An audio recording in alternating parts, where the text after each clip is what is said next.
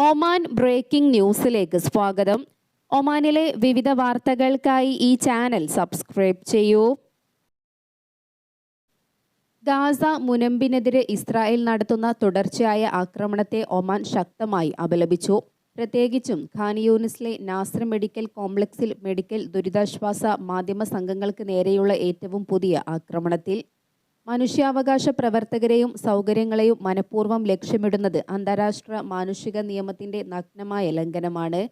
അത്തരം നടപടികൾ സാധാരണക്കാരുടെ ദുരിതം കൂടുതൽ വർദ്ധിപ്പിക്കുകയും അടിയന്തര ദുരിതാശ്വാസ പ്രവർത്തനങ്ങൾക്ക് തടസ്സപ്പെടുത്തുകയും ചെയ്യുമെന്നും വിദേശകാര്യ മന്ത്രാലയം പ്രസ്താവനയിൽ പറഞ്ഞു. ഫലസ്തീൻ ജനതയെ പിന്തുണയ്ക്കുന്നതിൽ ഒമാന്റെ ഉറച്ച നിലപാട് ആവർത്തിച്ചു വ്യക്തമാക്കി. ആക്രമണങ്ങൾ അവസാനിപ്പിക്കാനും ഗാസയിൽ പ്രവർത്തിക്കുന്ന മെഡിക്കൽ മാനുഷിക ദൗത്യങ്ങൾക്ക് സംരക്ഷണം ഉറപ്പാക്കാനും അന്താരാഷ്ട്ര സമൂഹം അടിയന്തര നടപടി സ്വീകരിക്കണമെന്നും മന്ത്രാലയം ആവശ്യപ്പെട്ടു. പൊതു സേവനങ്ങളും സൗകര്യങ്ങളും മെച്ചപ്പെടുത്തുന്നതിനായി മസ്കറ്റ് ഗവർണറേറ്റിലുടനീളമുള്ള പ്രധാന സ്ഥലങ്ങളിൽ പുതിയ ശുചിമുറികൾ സ്ഥാപിക്കാൻ നഗരസഭ ഒരുങ്ങുന്നു. തിരക്കേറിയ പ്രദേശങ്ങളിൽ വൃത്തിയുള്ളതും എളുപ്പത്തിൽ എത്തിച്ചേരാവുന്നതുമായ സൗകര്യങ്ങൾ ഒരുക്കുന്നതിലൂടെ താമസക്കാരുടെയും സന്ദർശകരുടെയും അടിസ്ഥാന ആവശ്യങ്ങൾ നിറവേറ്റുകയാണ് ലക്ഷ്യം വെക്കുന്നതെന്നും നഗരസഭാ പ്രസ്താവനയിൽ പറഞ്ഞു. സൂറൽ ഹദീദ് വാക്വേ സീബ് സൂക്കിന് സമീപത്തെ തെരുവ് കച്ചവടക്കാർക്കായുള്ള പദ്ധതി പ്രദേശം, ദമാസ് സ്ട്രീറ്റിലെ സയ്യിദ ഫാത്തിമ ബിൻത് അലി അൽ സൗദ് പള്ളിക്ക് സമീപം, ദമാസ് സ്ട്രീറ്റിലെ ദി വില്ലേജിന് സമീപം, ഉറം ബീച്ചിൽ, ബൗഷർ അൽമഹ സ്ട്രീറ്റിന് സമീപം എന്നിവിടങ്ങളിലായി പുതുതായി പൊതു ശൗചാലയങ്ങൾ സ്ഥാപിക്കാൻ ഒരുങ്ങുന്നത്. കൂടുതൽ മേഖലകളിലേക്ക് ഇത് ഘട്ടം ഘട്ടമായി വ്യാപിപ്പിക്കും. ഓരോ യൂണിറ്റുകളിലും പുരുഷന്മാർക്കും സ്ത്രീകൾക്കും 2 പ്രത്യേകം ശുചിമുറികൾ ഉണ്ടായിരിക്കും. വികലാംഗർക്ക് വേണ്ടി രൂപകൽപ്പന ചെയ്ത മറ്റൊരു ശുചിമുറിയും സംവിധാനിക്കുന്നുണ്ട്.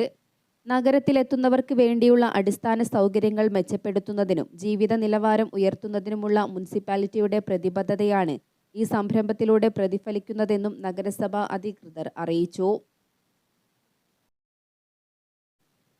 ഒമാനിൽ ദീർഘകാല താമസം ആഗ്രഹിക്കുന്ന ആഗോള നിക്ഷേപകരെയും സംരംഭകരെയും പ്രൊഫഷണലുകളെയും ആകർഷിക്കുന്നതിനായി ഓഗസ്റ്റ് 31 മുതൽ ഒമാൻ ഗോൾഡൻ വിസ അനുവദിച്ചു തുടങ്ങും. ബിസിനസ്, നിക്ഷേപം എന്നിവയ്ക്കുള്ള കേന്ദ്രമെന്ന നിലയിൽ ഒമാന്റെ മത്സരശേഷി വർദ്ധിപ്പിക്കുന്നതിനാണ് ഗോൾഡൻ വിസ പദ്ധതി രൂപകൽപ്പന ചെയ്തിരിക്കുന്നത്. ദേശീയ സമ്പദ് വ്യവസ്ഥയെ പിന്തുണയ്ക്കുന്നതിനോടൊപ്പം അറിവ് കൈമാറ്റത്തെ പ്രോത്സാഹിപ്പിക്കുകയും ചെയ്യുന്നതാണ് ഗോൾഡൻ വിസ പദ്ധതി. വിദേശ നിക്ഷേപകർക്ക് ആകർഷകമായ അന്തരീക്ഷം സൃഷ്ടിക്കുമെന്നും വാണിജ്യ വ്യവസായ നിക്ഷേപ പ്രോത്സാഹന മന്ത്രാലയം ഉദ്യോഗസ്ഥർ പറഞ്ഞു. മറ്റ് ഗൾഫ് രാജ്യങ്ങളുടെ പരിപാടികളെപ്പോലെ പ്രധാന വളർച്ചാ മേഖലകളിൽ താമസവും ബിസിനസ് അവസരങ്ങളും തേടുന്ന നിക്ഷേപകർക്ക് ഒമാന്റെ മാതൃകാ സാധ്യതകൾ തുറന്നു നൽകും. വിദേശികളെ കൂടുതലായി ഒമാനിലേക്ക് ആകർഷിക്കുന്നതിന് ഹ്രസ്വ ദീർഘകാല വിസകൾ അനുവദിക്കുന്നുണ്ട്.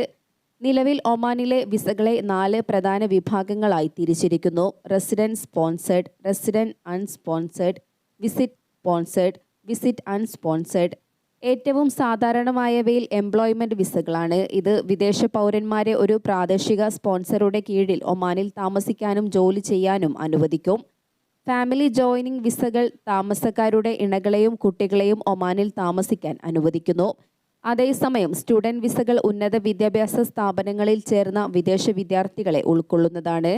സമീപ വർഷങ്ങളിൽ പരമ്പരാഗത സ്പോൺസർഷിപ്പ് സംവിധാനത്തിനപ്പുറം താമസ അവസരങ്ങൾ വികസിപ്പിക്കുന്നതിനായി പ്രോപ്പർട്ടി ഓണർ വിസകളും നിക്ഷേപ വിസകളും രാജ്യം എളുപ്പമാക്കിയിട്ടുണ്ട്. സിംഗിൾ എൻട്രി പെർമിറ്റുകൾ മുതൽ മൾട്ടിപ്പിൾ എൻട്രി പെർമിറ്റുകൾ വരെയുള്ള ഓപ്ഷനുകളോടെ ഹ്രസ്വകാല സന്ദർശന വിസകൾ വിനോദസഞ്ചാരികൾക്കും ബിസിനസ് യാത്രക്കാർക്കും കുടുംബം സന്ദർശിക്കുന്നവർക്കും ഈ സേവനം നൽകുന്നത് തുടരുകയും ചെയ്യും. ചില രാജ്യങ്ങളിലെ പൗരന്മാർക്ക് 14 ദിവസം വരെ വിസാരഹിത പ്രവേശനവും ആസ്വദിക്കാം. അതേസമയം GCC നിവാസികളും സാധുവായ US, UK, Schengen, Canadian, Australian പെർമിറ്റുകൾ ഉള്ളവരും ഫെസിലിറ്റി എൻട്രിക്ക് അർഹരാണ്.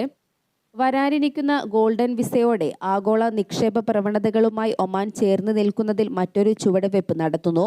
സ്ഥിരതയും ദീർഘകാല പ്രോത്സാഹനങ്ങളും വാഗ്ദാനം ചെയ്യുന്നതിലൂടെ മേഖലയിൽ ആഴത്തിലുള്ള ബന്ധം സ്ഥാപിക്കാൻ ആഗ്രഹിക്കുന്ന നിക്ഷേപകർക്കും പുതു സംരംഭകർക്കും കുടുംബങ്ങൾക്കും ഒരു വളർന്നുവരുന്ന ലക്ഷ്യസ്ഥാനമെന്ന നിലയിൽ ഒമാന്റെ സ്ഥാനം ഈ പദ്ധതി ശക്തിപ്പെടുത്തുമെന്ന് പ്രതീക്ഷിക്കുന്നതായും അധികൃതർ വ്യക്തമാക്കി.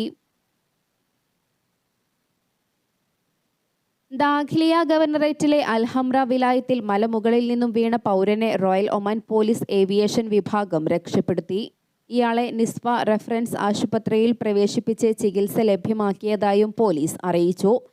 ദോഫാറിൽ ഉൾപ്പെടെ മല കയറുന്നതിനിടെ കാൽ തെന്നി വീണുള്ള നിരവധി അപകടങ്ങളാണ് കഴിഞ്ഞ ദിവസങ്ങളിൽ റിപ്പോർട്ട് ചെയ്തത്.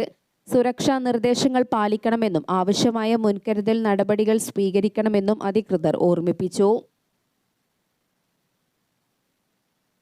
താമസ ഏരിയകളിലും കെട്ടിടങ്ങൾക്ക് മുൻവശത്തും ട്രക്കുകൾ പാർക്ക് ചെയ്യുന്നതിനെതിരെ മസ്കറ്റ് നഗരസഭയുടെ മുന്നറിയിപ്പ്.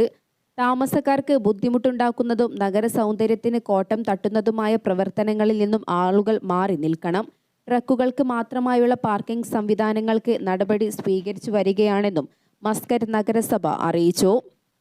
അതേസമയം തലസ്ഥാനത്തെ പൊതുസ്ഥലങ്ങളിലും താമസ സ്ഥലങ്ങളിലും ഓഫീസ് കെട്ടിടങ്ങളോട് ചേർന്നുമടക്കം അലക്ഷ്യമായി ഉപേക്ഷിക്കപ്പെട്ട വാഹനങ്ങൾ നീക്കം ചെയ്യുന്ന നടപടികൾ പുരോഗമിക്കുകയാണ്. വാഹനങ്ങൾ പൊതുസ്ഥലത്ത് ഉപേക്ഷിക്കുന്നത് നിയമവിരുദ്ധമാണെന്നും ഇത് ഒഴിവാക്കണമെന്നും അധികൃതർ അറിയിച്ചു. മുന്നറിയിപ്പ് നോട്ടീസ് പതിപ്പിച്ച് 14 ദിവസത്തിനകം ഉടമസ്ഥന്റെ ചെലവിൽ വാഹനം നീക്കം ചെയ്യണമെന്നതാണ് നിയമം. കെട്ടിവലിച്ചു കൊണ്ടുപോകുന്നതിൻ്റെ ഇടയിൽ വാഹനത്തിന് സംഭവിക്കുന്ന കേടുപാടുകളിൽ മുനിസിപ്പാലിറ്റി ഉത്തരവാദികളാകില്ല എന്നും അറിയിപ്പിൽ പറയുന്നു. ബുറൈമി ഗവർണറേറ്റിലെ വീട്ടിൽ നിന്നും ഒമാൻ കസ്റ്റംസ് വിഭാഗം പുകയില ഉൽപ്പന്നങ്ങൾ പിടിച്ചെടുത്തു.